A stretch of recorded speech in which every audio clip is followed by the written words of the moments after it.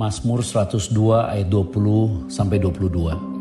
Sebab ia telah memandang dari ketinggiannya yang kudus, Tuhan memandang dari sorga ke bumi, untuk mendengar keluhan orang tahanan, untuk membebaskan orang-orang yang ditentukan mati dibunuh, supaya nama Tuhan diceritakan di Sion, dan dia dipuji-puji di Yerusalem.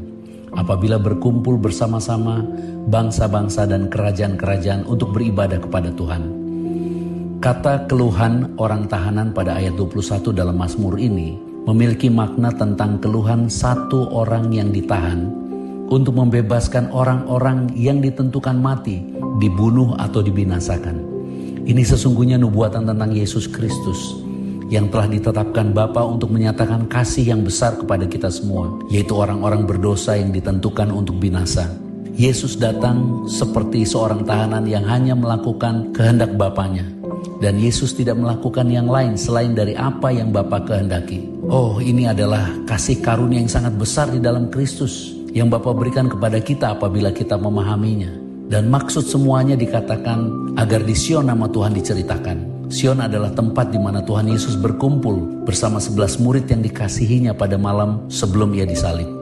Sion itulah tempat di mana sesungguhnya Yesus menyatakan bahwa ia harus disalib untuk memberikan tubuh dan darahnya sebagai korban pendamaian. Dan ia harus disiksa dan mencurahkan darahnya sebagai tebusan atas dosa dunia dan dosa-dosa kita.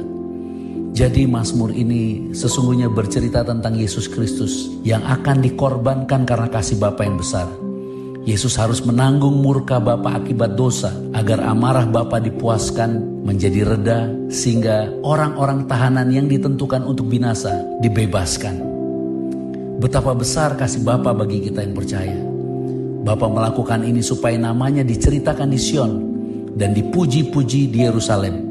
Artinya ketika kita sekarang ini menerima tubuh dan darah Tuhan Yesus, kita memuliakan nama Tuhan di Sion.